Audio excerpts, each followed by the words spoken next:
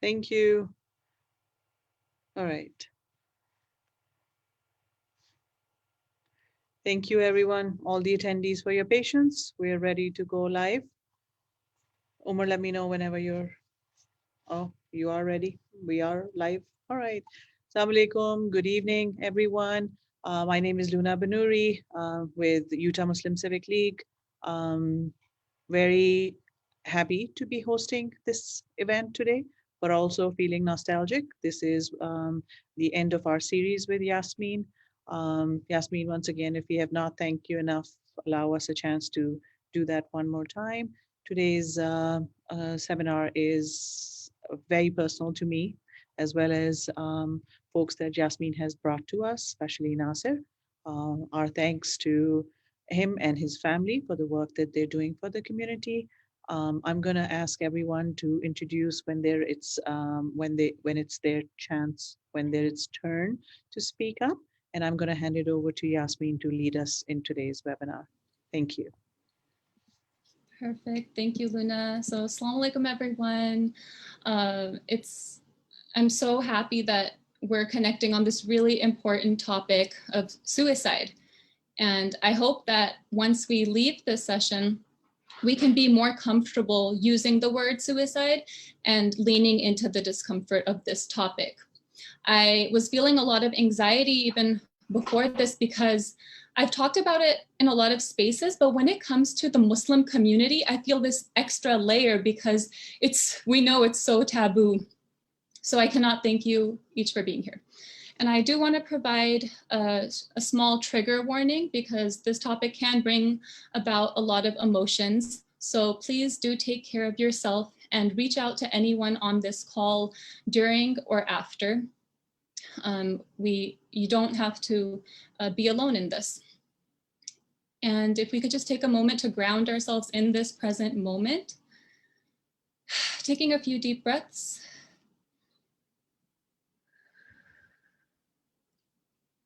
Really being grateful for this gift of life that we have, because all of us on this call are connected. And when one of us suffers, all of us suffers. And if we don't, then there's a problem if we are not feeling heartbroken and hurt when our brothers and sisters in our community are struggling, especially when it comes to mental health, when a lot of it is in silence. So I also just want to invite you to take a moment to think about, why are you here?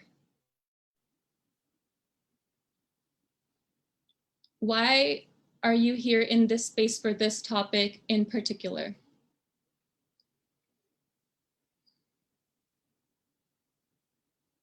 And I would actually like if people could send in the chat sharing, why are you here? It could just be a few words, but let's do that.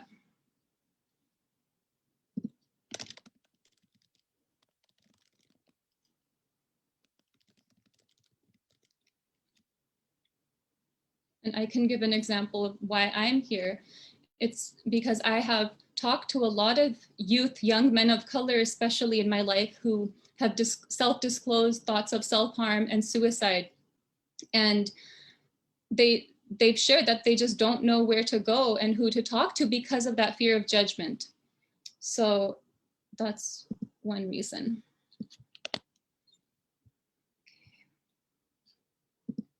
Just gonna wait for people to reflect and really renew your intention for this time that we have together.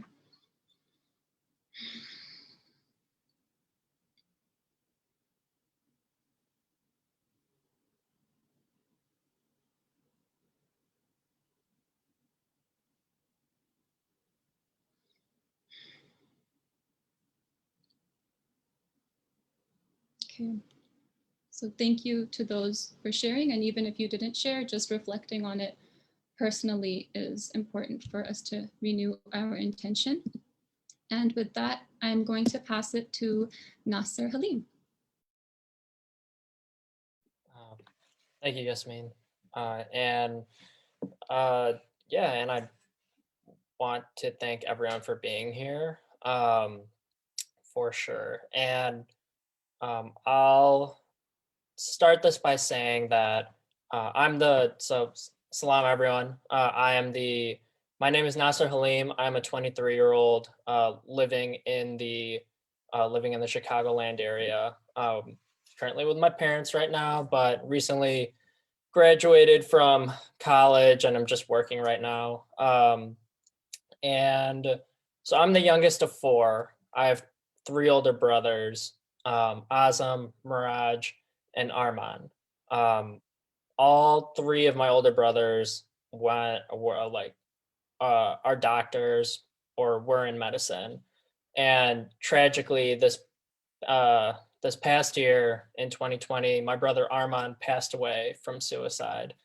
And that's what I'm here to talk to you all about and to share his story and to share, frankly, like my family story as well. So first, I'm going to share my screen. Um, here, show that. And play from the start. So this is Armaan. This picture was taken when we were on vacation in December of 2020, literally just during the new year. Me, my brother Miraj, Armaan, and my parents and my brothers and Miraj's wife Elena, we were all on vacation in Puerto Rico. And then this is all of us together. That's my parents, that's my oldest brother, his wife Emily, my niece Mina, and then that's Armaan, Miraj, and that's me over there. And this is at Miraj's wedding a couple of years ago. And this is a lot of my family. It'd take a long time to go through everyone, but there's Armaan over there. And it was tough to go back through these pictures because I realized in all of those pictures, Armaan was suffering. And every single one of those pictures were taken within the past 4 years, and that's where Armaan's trouble started. And I guess I'll start there by talking about the type of person that Armaan was. He, for all of his family, he was just so loving, so compassionate, so kind, and always did what he could to make my parents proud, my whole family proud. And it was, and I felt that love personally every single day, and we all did. For his younger cousins, he was a great role model. His friends loved him so much. He just had this knack for making everyone comfortable around him and just for making friends wherever he went. Like, I'm more of a reserved person, but like my brother was just so outgoing, so goofy, and people just loved him. And now, like, as his friends look to me as their only connection to my brother, I learn more and more every day of just how great of a person that he was, that I didn't even, you know, and he blossomed in college a lot, where he made a ton of friends there. And every time I went down to University of Illinois, I just was introduced to so many people that knew my brother one way or another, and it was great.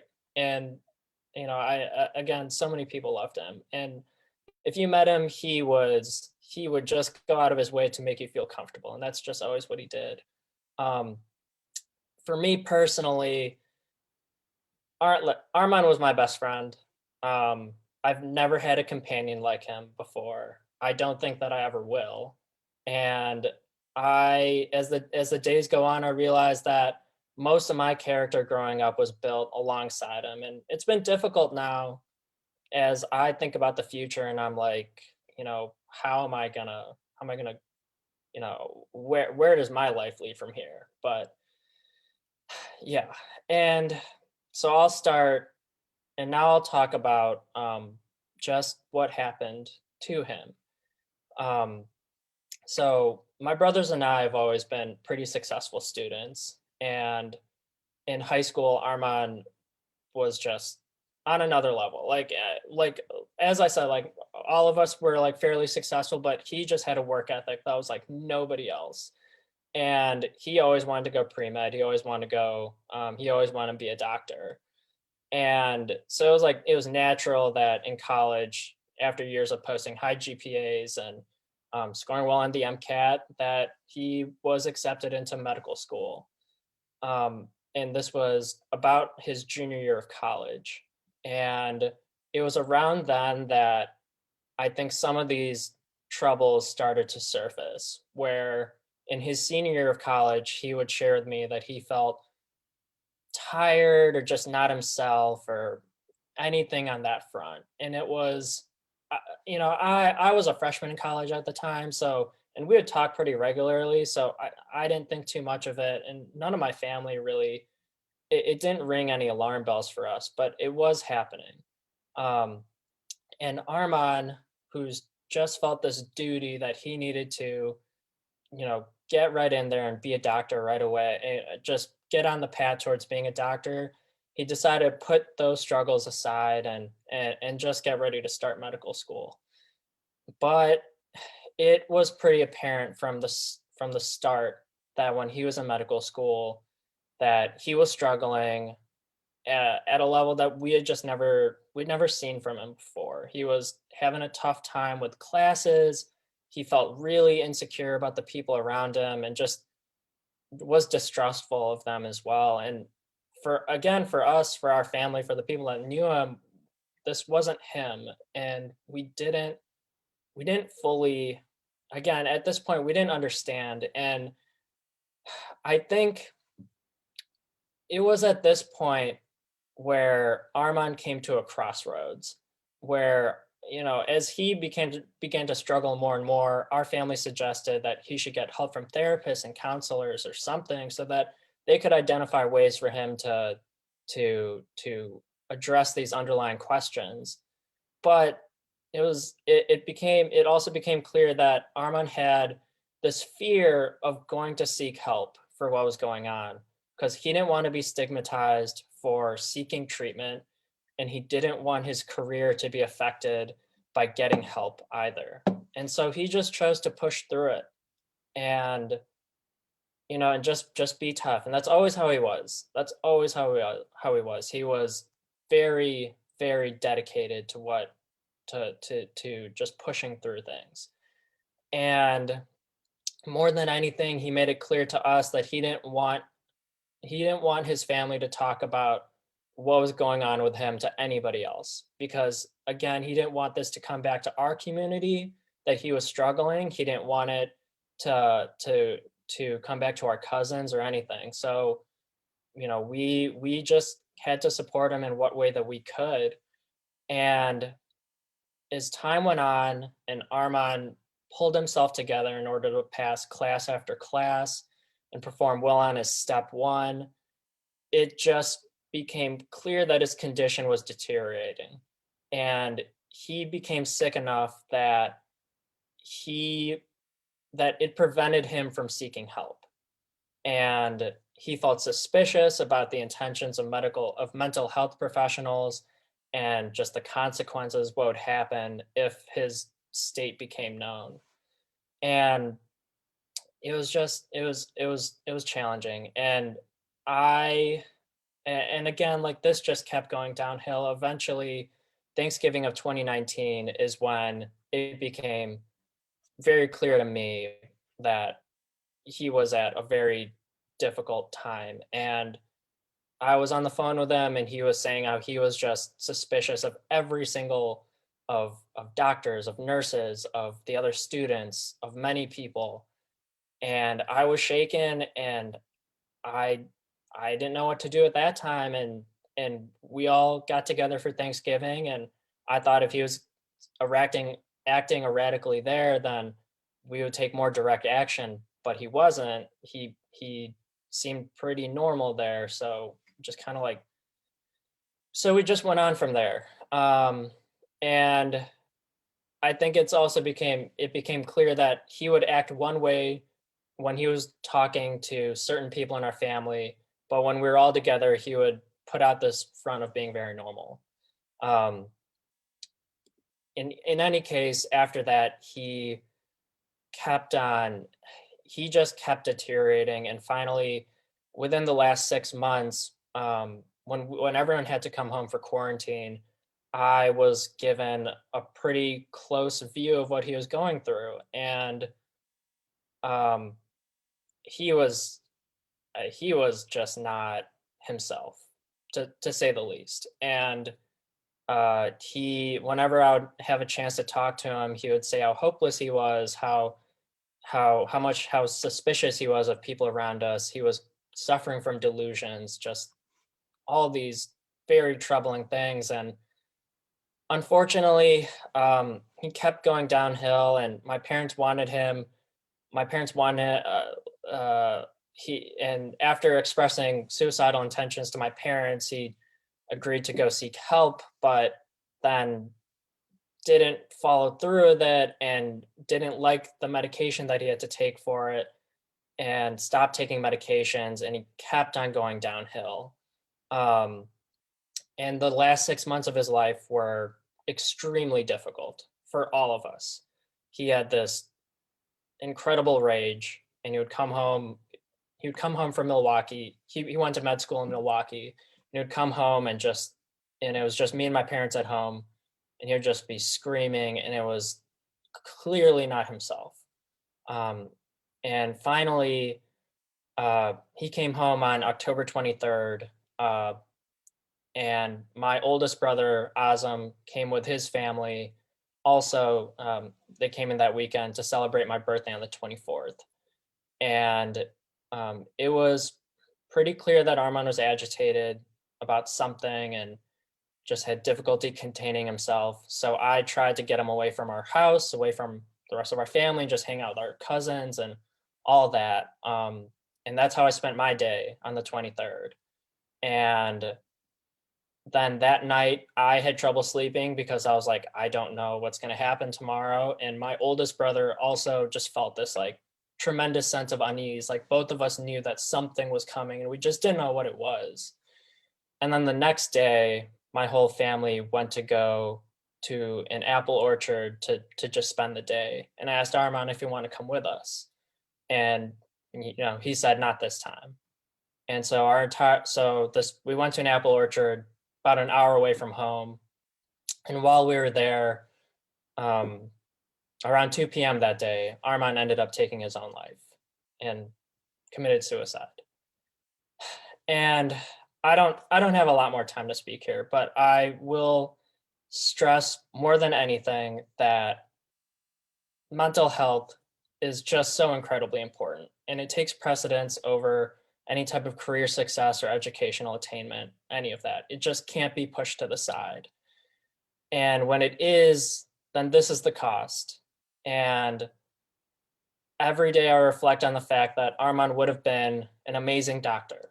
He would have been a loving husband and a dedicated father.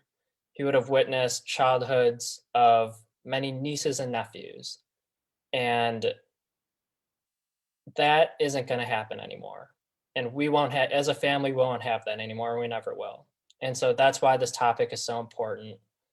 And again, thank you all for being here. Thank you for letting me have this time with you. And now I'm going to pass this to Dr. Omar Shareef, who is an MD, MBA combined degree graduate from St. George's University School of Medicine, and is currently a PGY4 psychiatry resident physician at Nassau University Medical Center, while concurrently pursuing a certification in adult psychodynamic psychotherapy at Columbia University. He is a certified adult mental health first aid instructor conducting trainings locally in New York and nationally through American Muslim health professionals, and dedicates himself to advocating and promoting mental health wellness and literacy in underserved BIPOC, BIPOC and faith-based communities through a nonprofit organization based in New York, Muslims Thrive.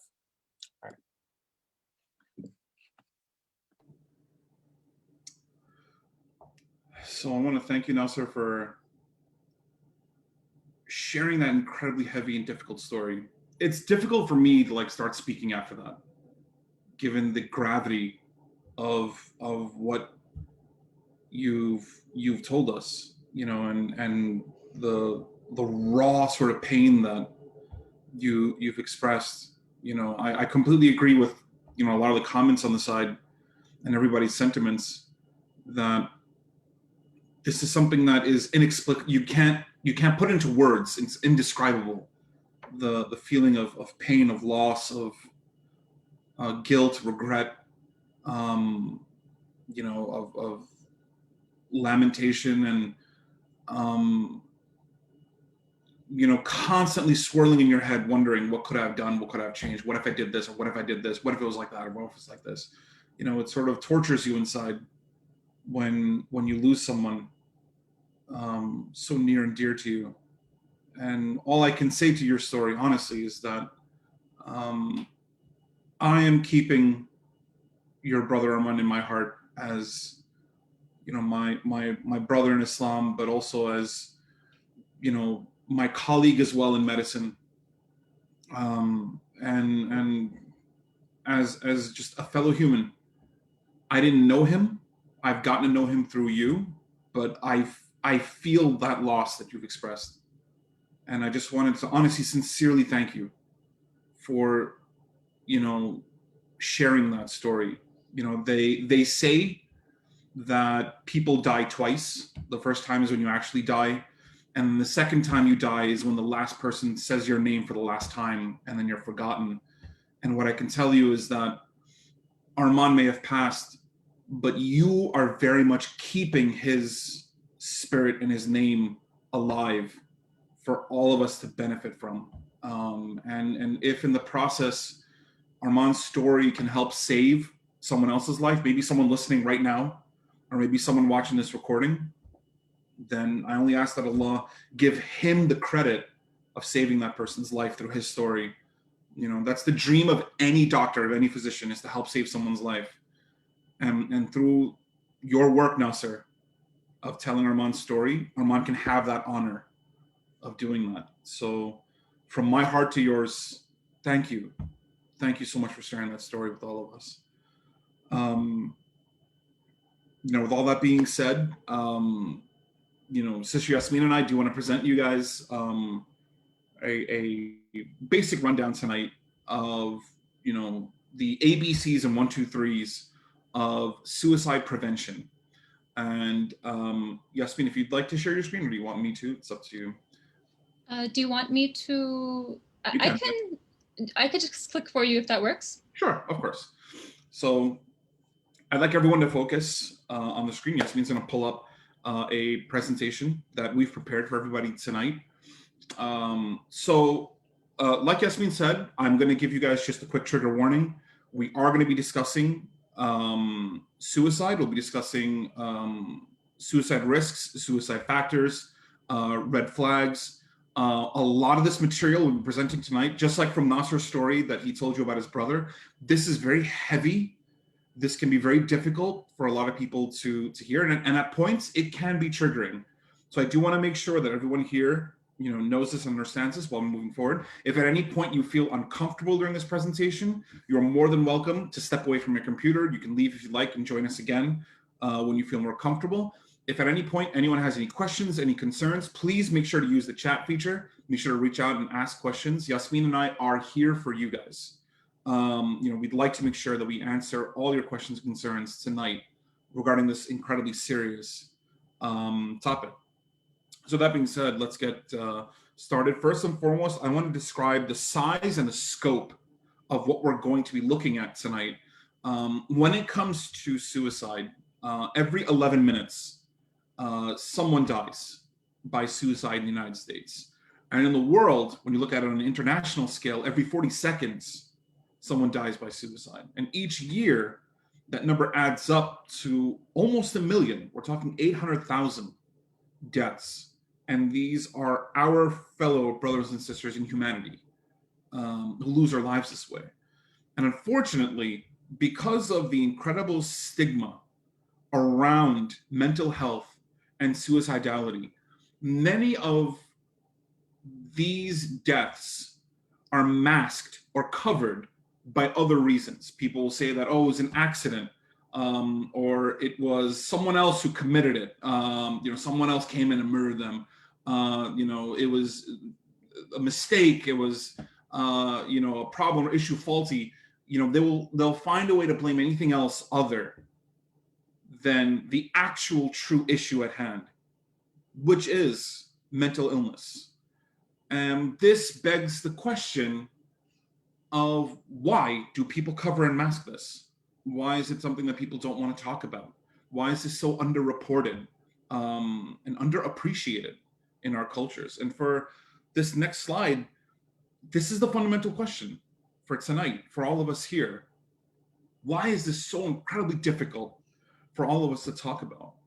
And what I can tell you, from my experience, in the Desi community, my mom is Pakistani and my dad is Indian. I bring both, cultures together, and my whole entire community is so diverse. But that being said, when you mix culture together and when you add to that very strong faith, you erect two strong barriers against this. And these two barriers serve to silence people when talking about this. When you add to that gender-based discussions about why this is taboo, specifically men's mental health, when you tell a man, suck it up, walk it off, man up, what are you crying for? What's your problem?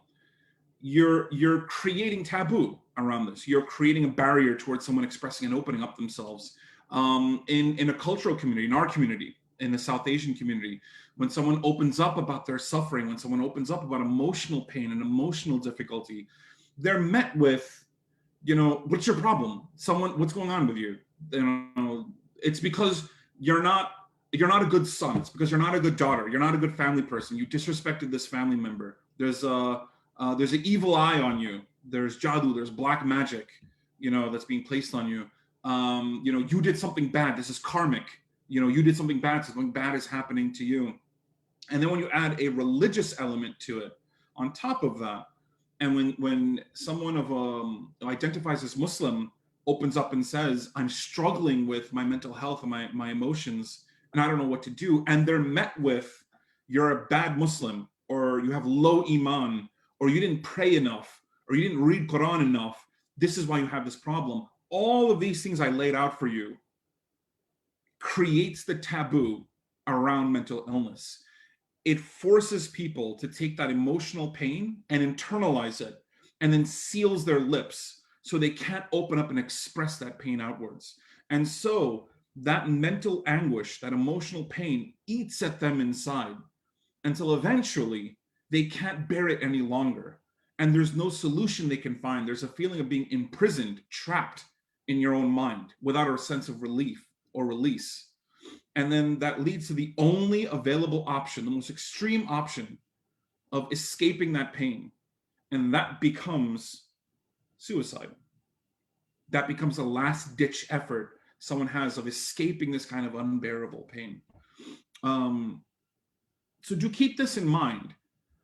I don't want anyone to harbor this belief that someone suffering from mental illness, whether it be depression, anxiety, bipolar, schizophrenia, or substance use issues, what have you, that suicidal thoughts and suicidal urges are their fault. They need to handle it. They need to manage it. It's their issue to deal with. I want this to be something which is more open, more acceptable, something all of us tonight can help destigmatize and create a conversation around. So that's one of my personal goals for tonight's discussion. So we're going to start with a few questions. This is something that Yasmin and I prepared, and Luna has absolutely helped us with preparing a poll. So we're going to be presenting a few poll questions for you guys, specifically 3 questions.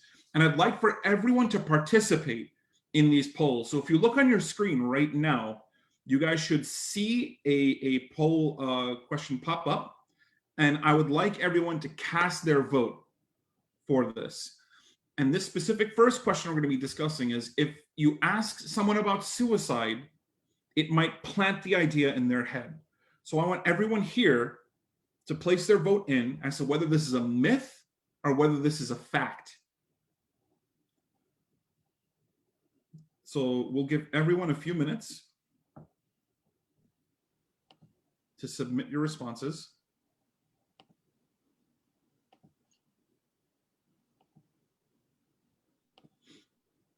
We're almost there.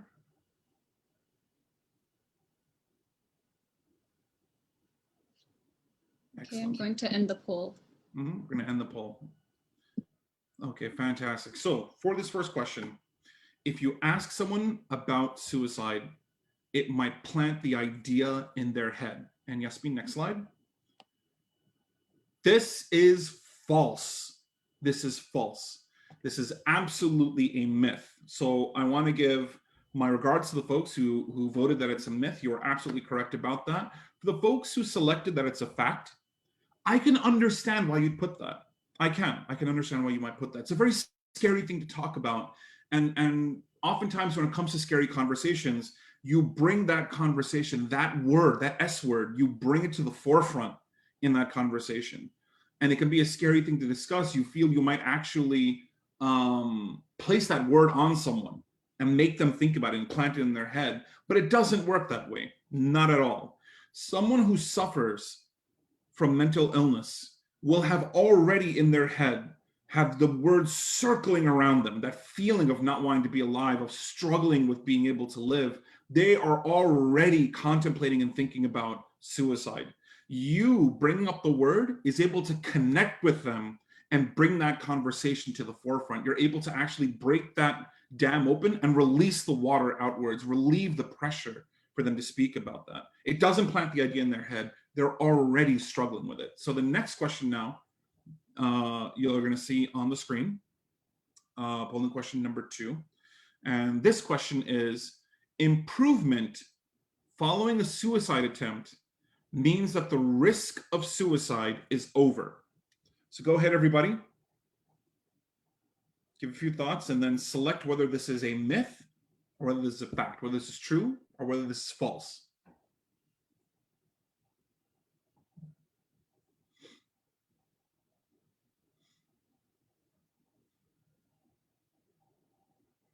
Nice, we got almost everybody.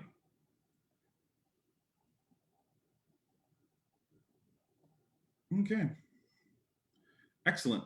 You guys are 100%, every single person who voted, you are 100% correct about this. If you take a look at the slide, this is false. Oh wait, that's the other question, Yasmin. That's fine. This is absolutely false. When it comes to a suicide attempt, that person has survived that particular event. They've been able to get past it. They've been able to move on from there. But the threat of suicidality is not over whatsoever.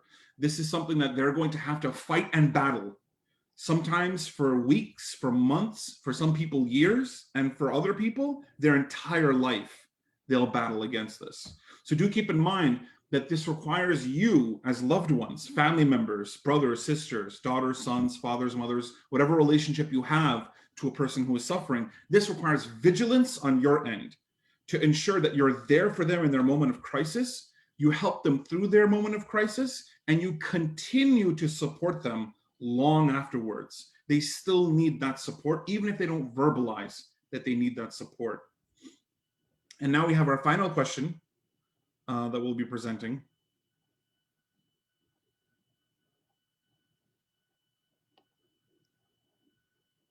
If this one causes issues, Yasmin, we can switch to chat, right? Yeah, I think that'll be better.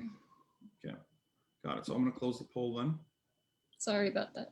No worries, you're all good. Okay, and then the slide, Yasmin, I think is going to be 2 before this one. Wait. Bingo, there you go. So if everyone can see this on the screen, if you ask someone about suicidal thoughts or plans, this will increase the risk of suicide. So we don't have a poll available for this one, but we do have a chat available for this one. I'd like you guys to use the chat feature to input your response, or whether this is a myth or fact.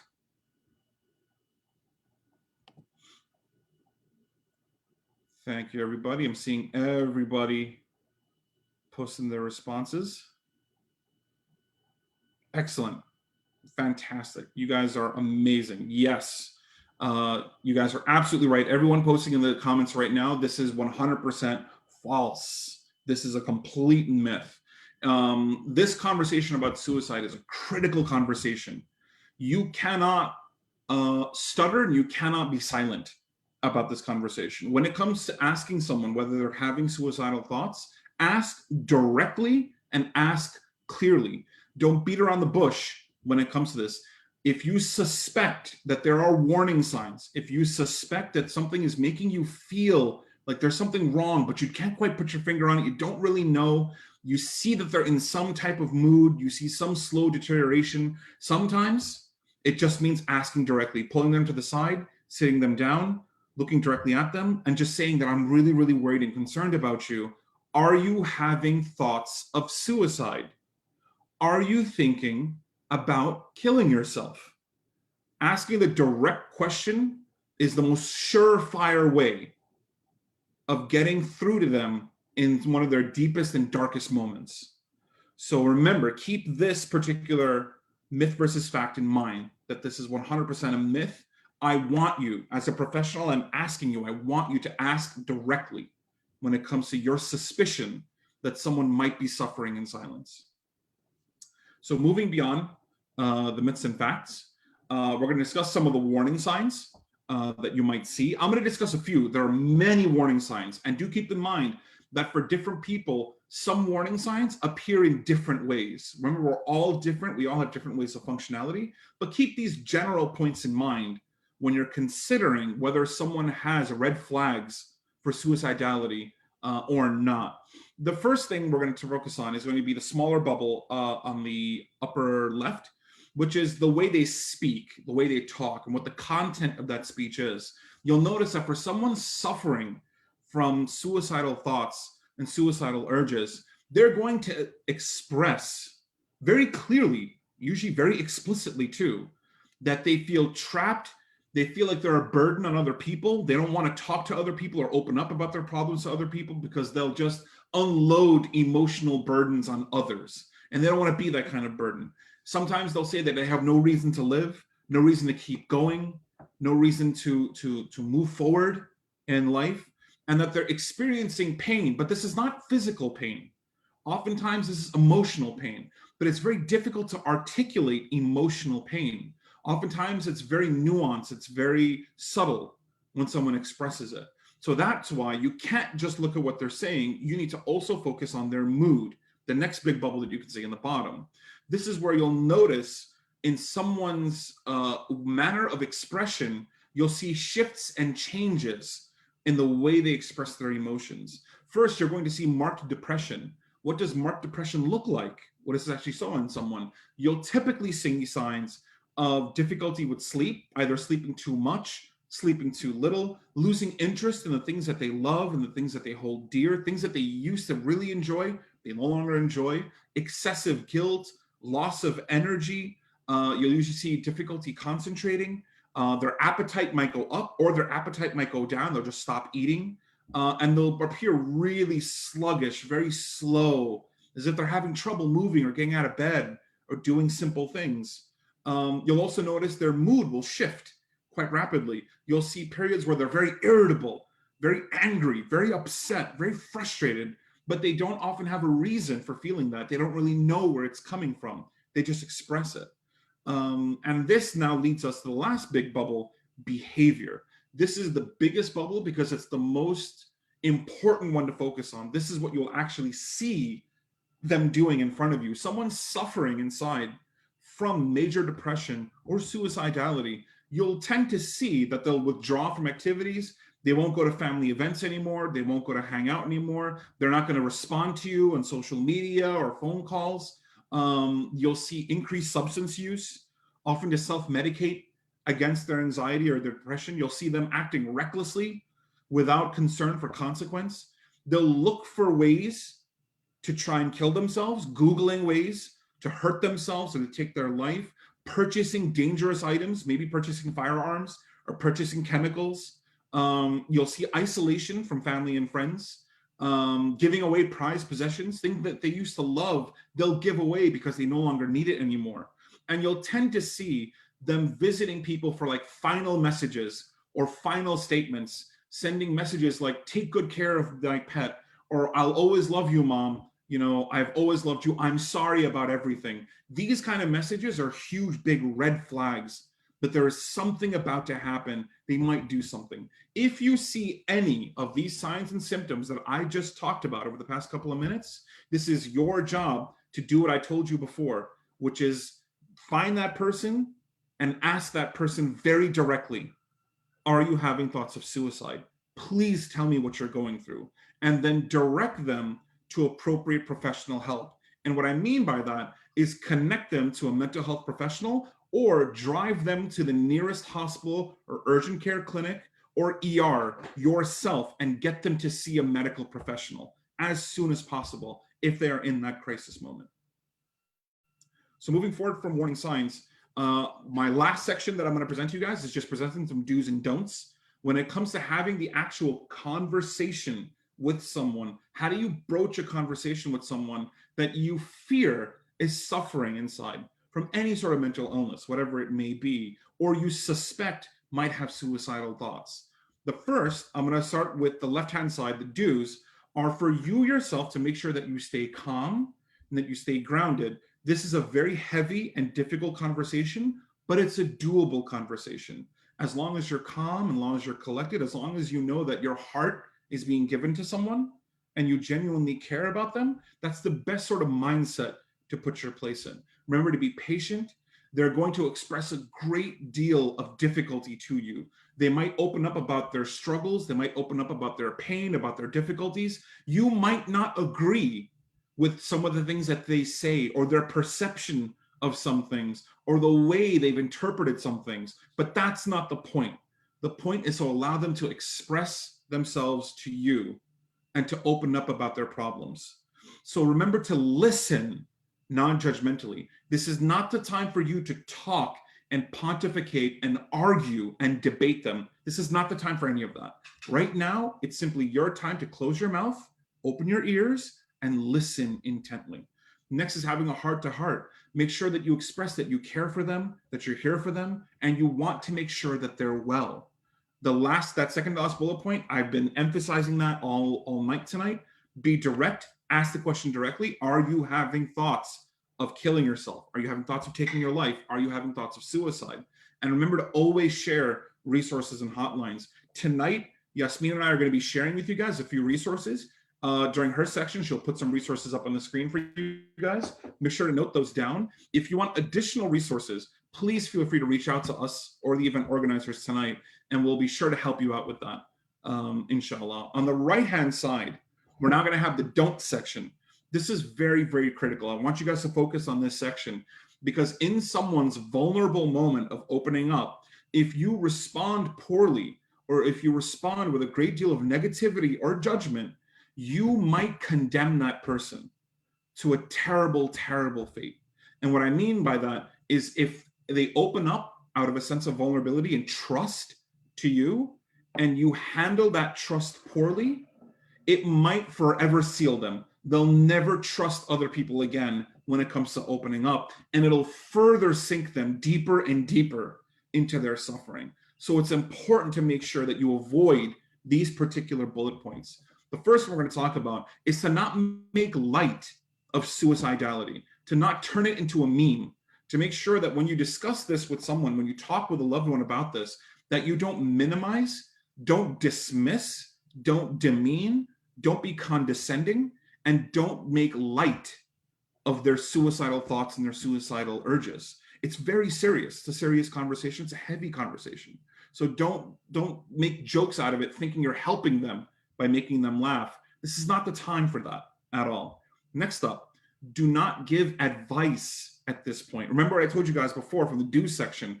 This is the time to close your lips and open your ears. This is not the time for you to be giving a khutbah. This is not the time for you to be sharing ayahs or hadith or throwing the Quran at someone. This is not the time for that. Not the time for that. This is the time where you ask them, what do you need from me? What would you like from me? What can I do for you? Be in a giving position to help support.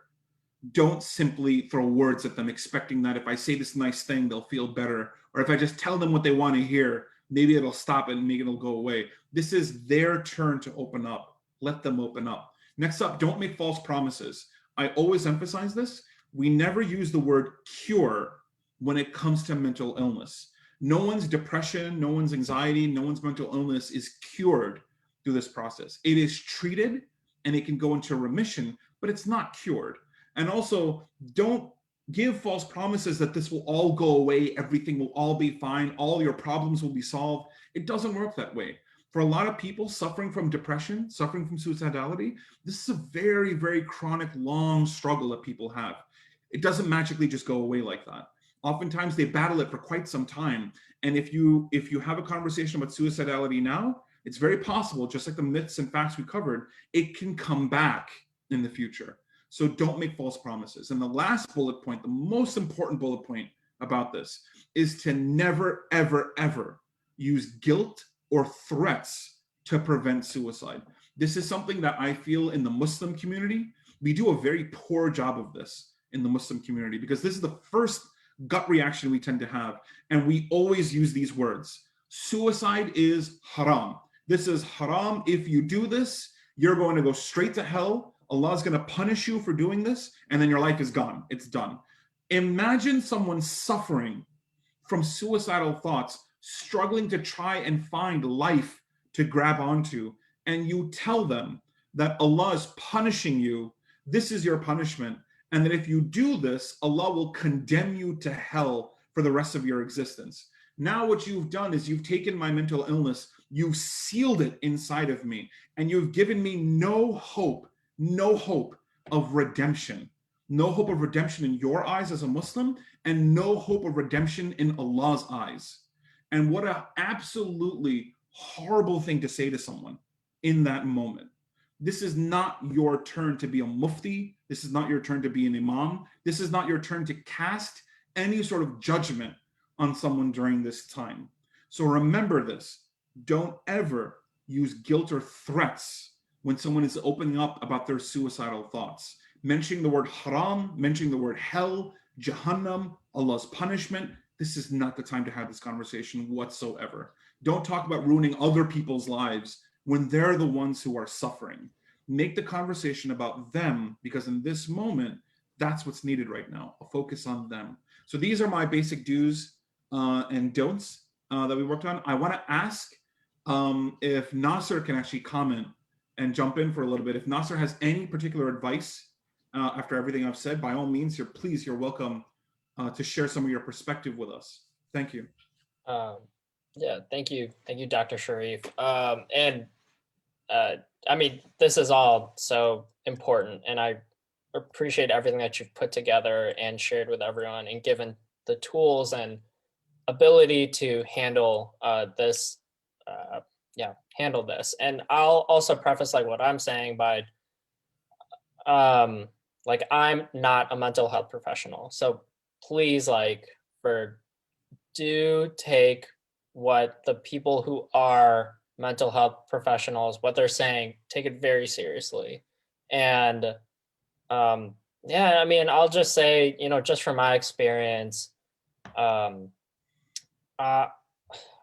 I guess something that has happened like in the wake of my brother passing away has been a lot of people have come to me and said, like, I've gone through these times. I've thought about suicide. Your brother's death affected me in this way. And it's really opened my eyes to the experiences of people that are going through those times. And, I'll say that for anyone who's going through that kind of time, like, they're just in incredible pain, just in a lot of torment. And it is so important to address that head on and say that just say that there's a light, there's a way out of this. And to appropriately address that situation by going to get professional help and not and just not putting it off and not putting that off and getting help. It's a process. Like it takes a lot of trust, and it takes a lot of courage in order to do that. And I think just as a community, you know, I feel like for the Muslim community, we're very high achieving and we want to be high achieving and all those things. And, you know, we want the youth to do really, you know, great things, but sometimes that comes at a cost. And that means that these resources, this environment needs to be very nurturing and supportive for when people do struggle. So yeah, so I'll finish there. Thank you, Naasir. I appreciate it. So that pretty much wraps up for my section. I wanna shift over to my colleague Yasmin, who will be taking over. Thank you so much, Dr. Shareef and Naasir. I'm looking at the time. I don't have much time. So what I'm going to do is just zip through my section because I want the panelists who are here, I want to be able to engage with you as well. So I will do my best. I'm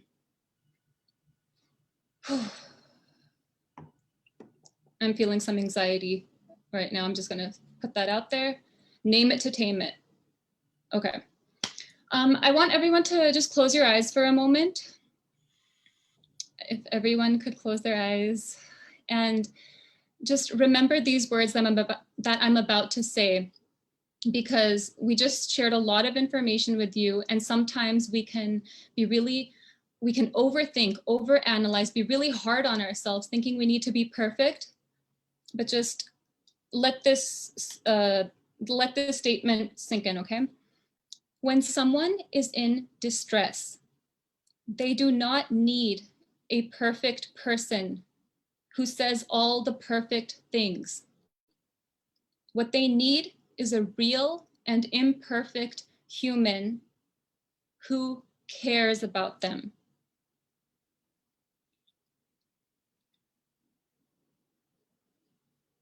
Okay, you can open your eyes.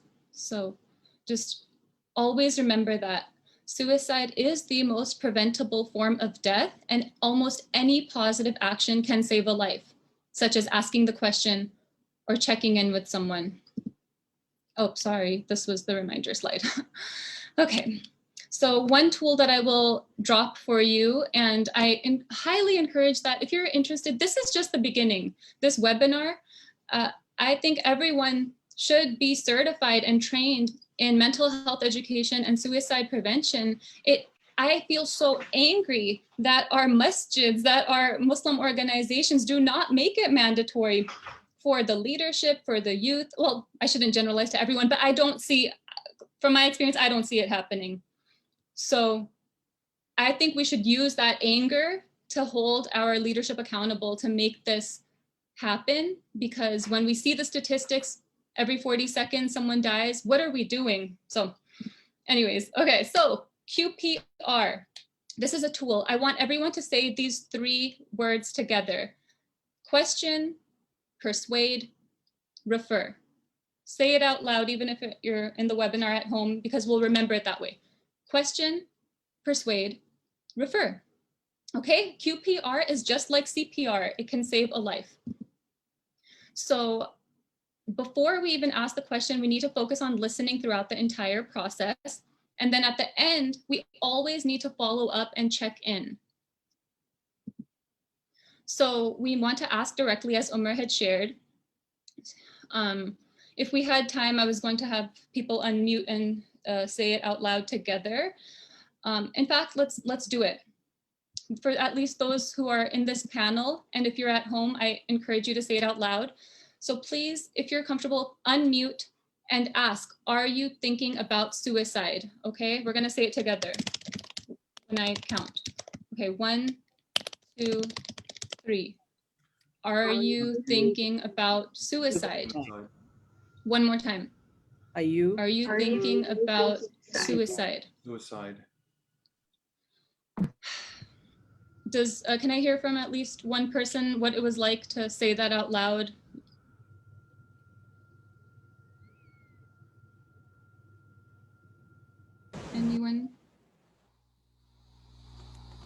Asma, Aziza? It was very serious to say it out loud, but at the same time, I think it's important to be direct. So. But also, there's like a fear of saying that to someone. There's just a fear because you're afraid of their response. I don't know. So. Yeah, 100%. Abdul Qadir, it is scary, but what I want us to remember is that what you just did right now is a gift. Reframe it that way. Anytime, God forbid, you have to ask this question, it is a gift, and it shows the person that they can talk about anything with you. Okay, so let's lean into that fear, inshallah. Thank you for doing that. Next is the persuade. So after listening, it could sound like, will you please come with me to get help? I'll stay with you through the process. Or, I care about you. Will you let me get you help? Instead of, oh, like I care, but here, this is what you should do. Be with them, be with this person in the process, because it's not easy. And almost all efforts to persuade someone to live instead of attempting suicide will be met with agreement and relief. So one should never hesitate to get involved. Okay, people do not want to die. They just want their pain to end. So keep this in mind, please. And then we want to do the referral with taking them to get help, getting others involved, providing resources. And these are just some of the many resources. There's the National Lifeline, which is their 24/7. If you call it, there's also, they have translators in over 150 different languages. And if you're worried about someone, if you're a loved one, you can still call and get support, because it's really hard to generalize all of these situations into a little PowerPoint. Each situation can be different, and help is there. There's also the crisis text line, which might be preferred for some individuals. And then there's also Nasiha Mental Health, which is a Muslim-specific resource. And I highly encourage you to look into them. They're doing amazing work, and we need more. And I would like to close my section with a 3-minute video, which is really powerful. And then we can discuss. One moment.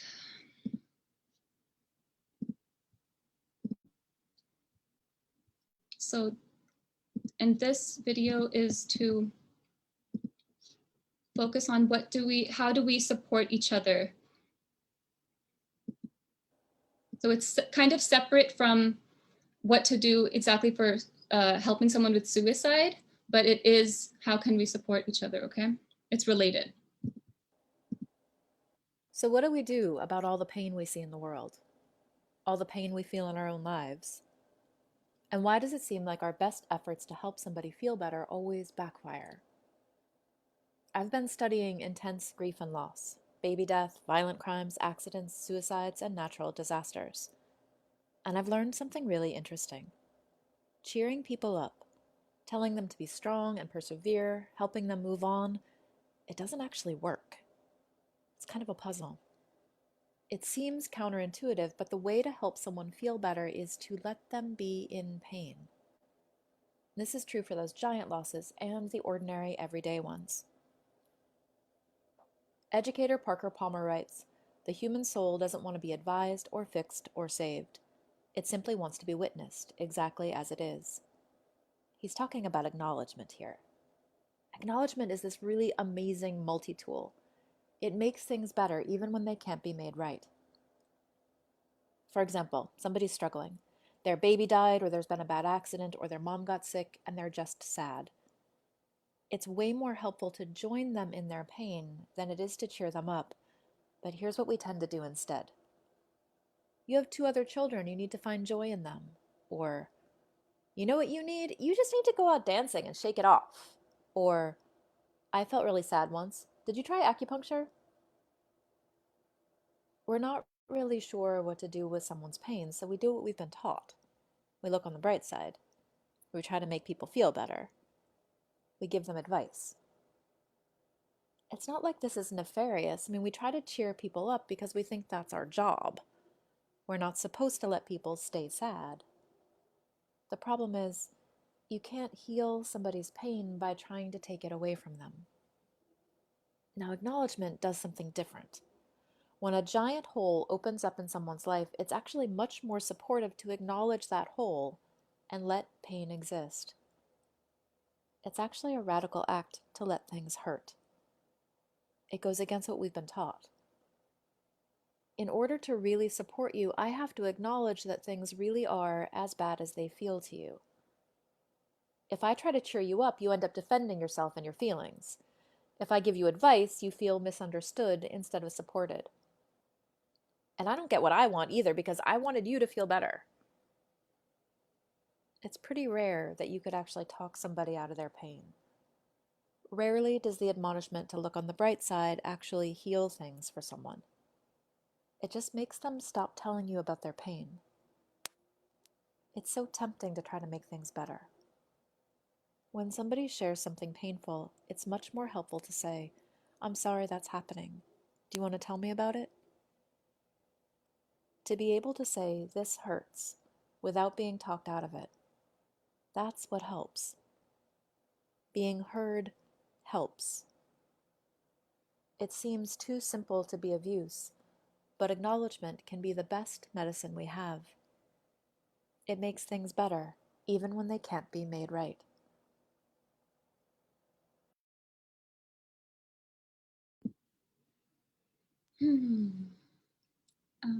I would, before we jump into the Q&A, I would love to hear any reactions from the panel on this video.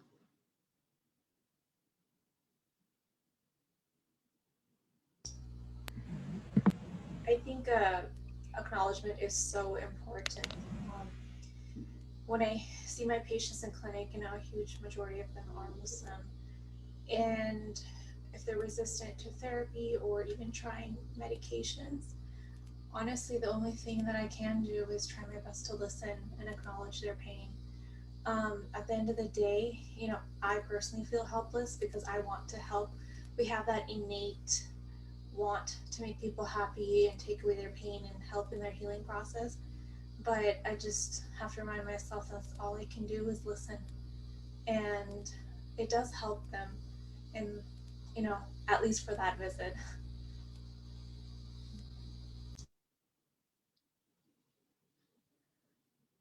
Thank you, Wagma. And I'm seeing some chats. People are resonating with the video. Someone says they made that mistake by trying to distract the person. Yeah, well, even acknowledging that you made the mistake. We all do it. We're going to be imperfect in all of these difficult conversations, but it comes back to the intention of caring and not judging. So thank you so much. And I'm going to close my part. Thank you, Yasmin. Thank you, Dr. Shareef. Naasir, thank you once again. Really appreciate your presence here. We're going to open up the Q&A part. If the panelists have any questions, please go ahead, unmute and ask your question. If you are an attendee, please feel free to put it in the Q&A or in the chat or on Facebook Live. I do have to make a comment that acknowledging, I think, like when we talk about suicide, it is hard to say some of the things. I think acknowledgement also comes with practice. It's not easy to just get up and acknowledge anyone. It's like you have to try and you have to find the right way to say it and the right time to say it and so on.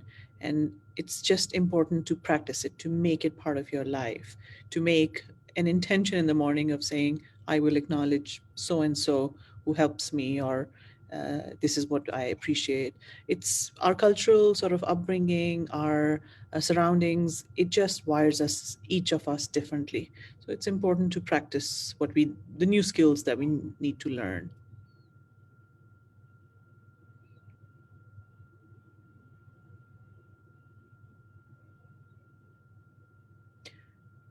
If the panelists have no questions, then we can look at the attendees if they have any questions.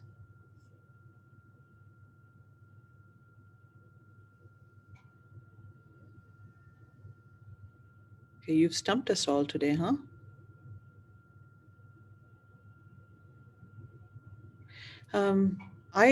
If we have a moment, I would like to speak about our faith and the way we handle sort of our discussion around suicide, and try to understand as community members, as faith leaders, community leaders.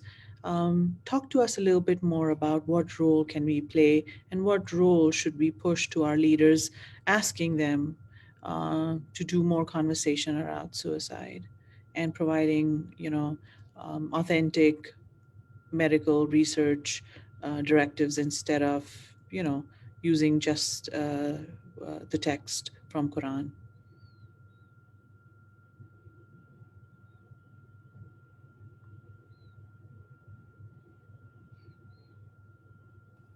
So I do see a question in the chat from Hafsa, and I think there's also in the Q&A, there's a question there too. So I can take Hafsa's question, and if you'd like, Yasmin, you can take Lejla's question, if that's okay. Okay. Yeah, I think I would like to actually hear your response. I think it's more in your scope. Sure, okay, of course. We'll start with Hafsa's question. My question is for Dr. Shareef. How can one try to convince a Muslim parent that it's okay to see a therapist or a psychiatrist for their mental health?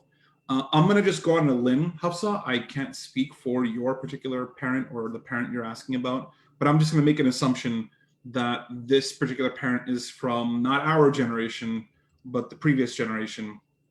And what I will say is that this is a very difficult conversation to have with my parents' generation and your parents' generation.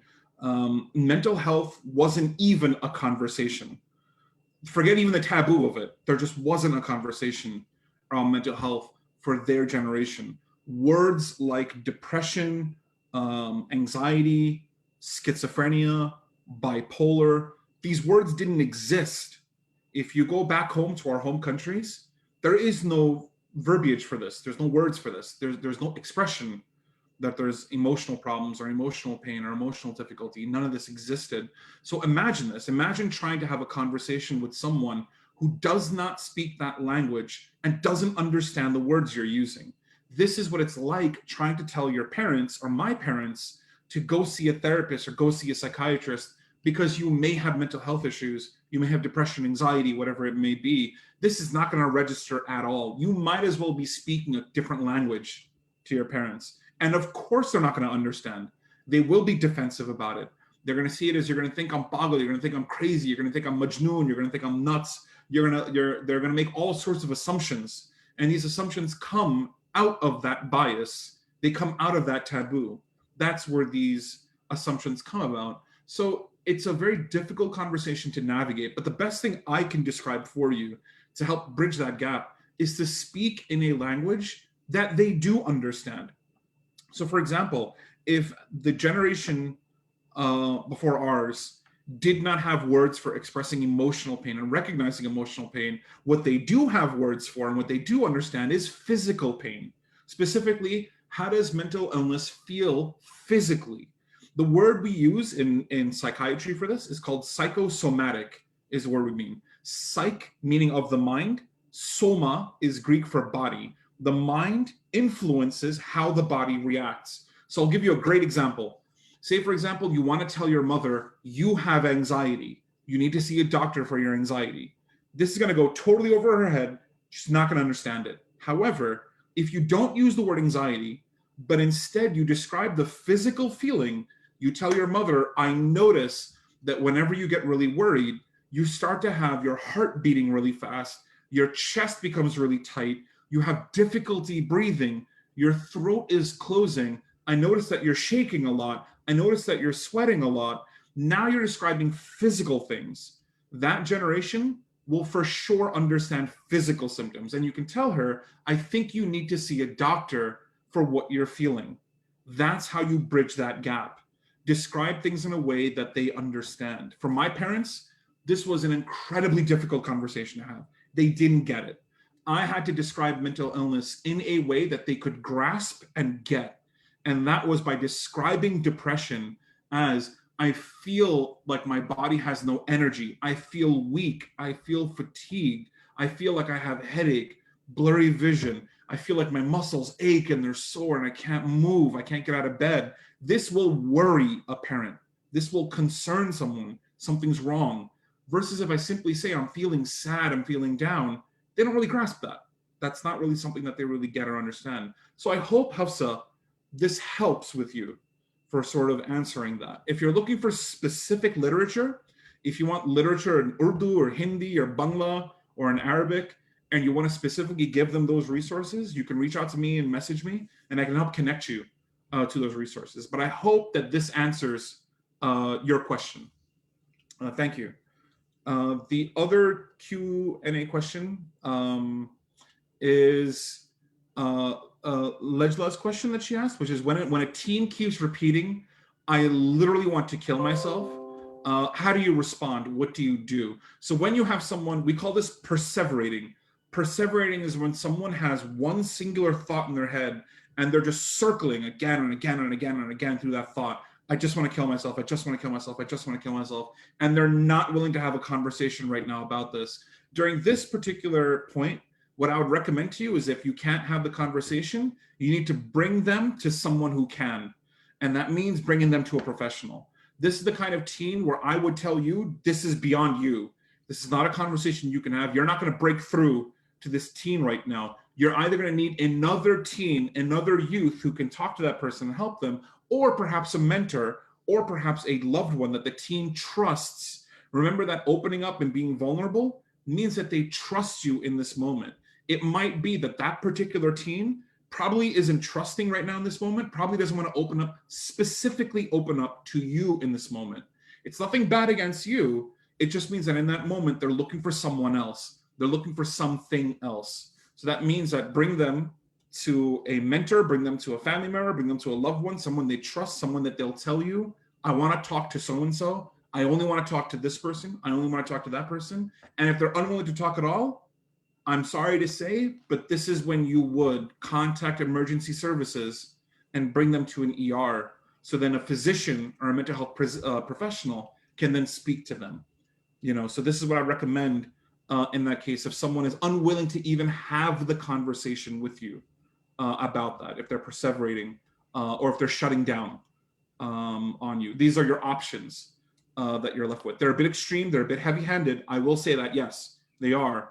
But we always err on the side of caution. Better safe than sorry when it comes to someone's mental health, So that would be my answer. I hope inshallah Sorry, I just want to add, it's really hard when we get questions like this because there's so much background that we don't know. And it could be for so many reasons. This could be a cry for help that this teenager is sharing, that they need some support. So in these kinds of situations, really please talk to, call the National Lifeline or someone where you can sit down for an hour and talk about everything. It's really hard to give a short answer through webinars. I just want to share that.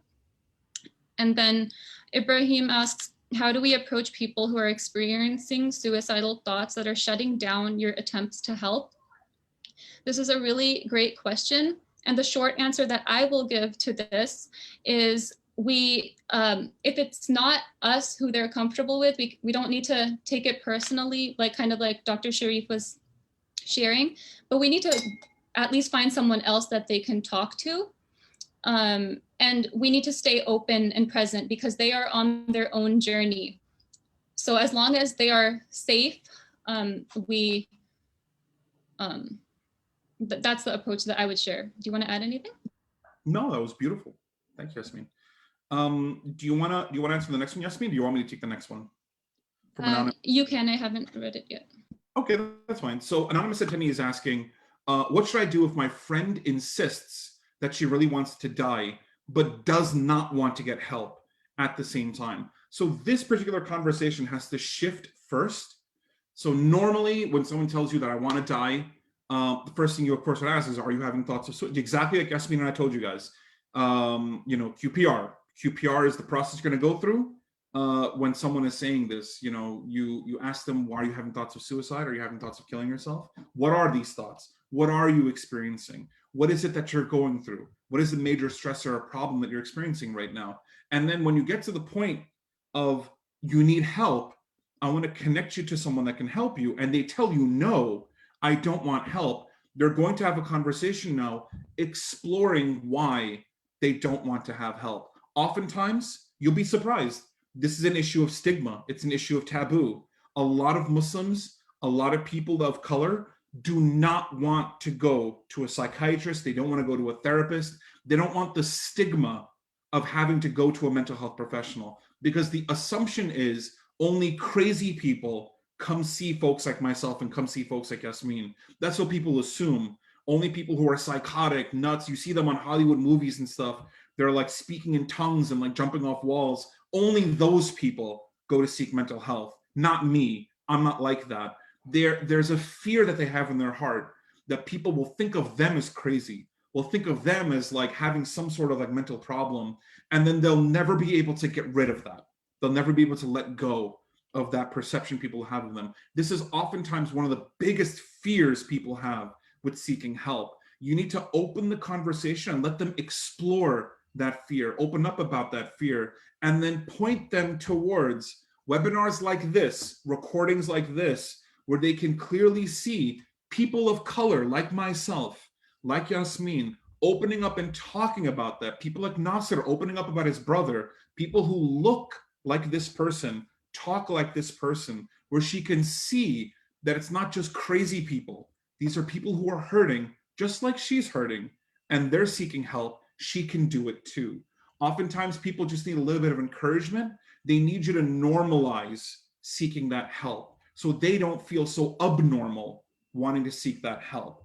That's probably a very important conversation to have when someone does not want to seek help. Now, again, there's multiple reasons why someone would not want to seek help. Maybe it's a mistrust of the healthcare system. Maybe it's a financial reason that they can't commit to help. Maybe they don't want to take medications. They're scared of medications. They don't want to be seen popping pills or getting injections and stuff. It's super scary to them. Maybe it's a diagnosis that they fear. They don't want anyone to label them with a diagnosis. There's many reasons why someone will have great fear in their heart seeking treatment. It's your job in that moment to hold their hand, give them assurance, and make sure to tell them that I'm here with you. I understand. It doesn't matter what happens. I'm by your side on this. I'll take you to your first appointment, or I'll take you to the hospital. I'll take you where you need to go. You'll never feel alone during this process. Make sure if someone has a great deal of fear in their heart about this, don't let them feel alone in that process. If you feel that they'll open up to a Muslim provider, or they'll open up to a South Asian provider, or an Arab provider, or an African provider, whoever it may be, if you feel that certain providers will connect with them better than others, then seek that route.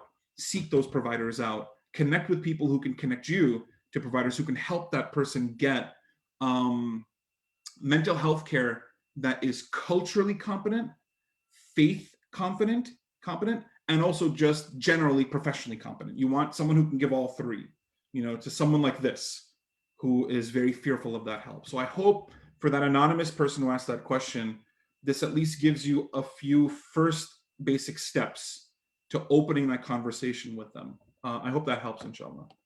Yasmin, anything you want to add? That was great. Thank you. It's hard. All of this, these are hard conversations. Oh, was someone saying something? Oh, this one's for you, Yasmin, definitely for you. Do you offer QPR? It depends. So the QPR Institute website, they have an online training that you could do to become a certificate, but I think it's better when you do it within communities with people who look like you and you can actually talk, not just look at, do some online training by yourself. So that's something that you can ask your different organizations, hey, that's why I was saying, let's get angry, let's demand these trainings to happen. So thanks for that. I have a question if we have time. So often make it our last one. Okay. often because when we discuss suicide and this topic is very heavy, and I feel like we always bring it to the level where it's always about suicide and teens, and like for me, or like talking about suicide, I guess in aiding somebody who's about your age or younger than you, and like there's like not the competition about like aiding somebody who's older than like a parent or like a grandparent, like how do you approach that, because that itself can be very intimidating. And so like would you approach it the same way, or like are there like any, I guess like yeah, like how do you approach that differently, because that itself is like saying no, it's just very intimidating, like telling a parent about suicide, that's just very heavy. So like how do you do that conversation? Okay. Abdul Kadir, thank you, man. Man, you got to hit us with a tough one as the last question. Come on, man. Yasmin, would you like to start, or would you like me to? I can give the short answer, which is off the top of my head, that find somebody who they can talk to about this. It's very difficult. Like if I'm imagining trying to support my dad, that's a lot of pressure, or my mom. But if I talk to an aunt or uncle or one of their friends and I share this with them, because we never want to keep anything suicide related a secret, I would recommend looping them in and getting their support, so that, because it's very difficult, at least for me, to think of the child reaching out to a grandparent or a parent. Yes. So up the clear, what I would recommend in this particular case, just like Yasmin had mentioned, and just like we were alluding to with the previous questions of what do you have someone who, if they shut down and don't want help or don't want to talk to you about this particular place or time, you want someone that they can connect with, that they can talk to. Oftentimes, like I said, there's a big stigma, there's a lot of embarrassment. This is not an easy thing to talk about. And you can imagine if you're suffering inside quite a bit, you don't exactly want someone younger than you, like your child, knowing this about you.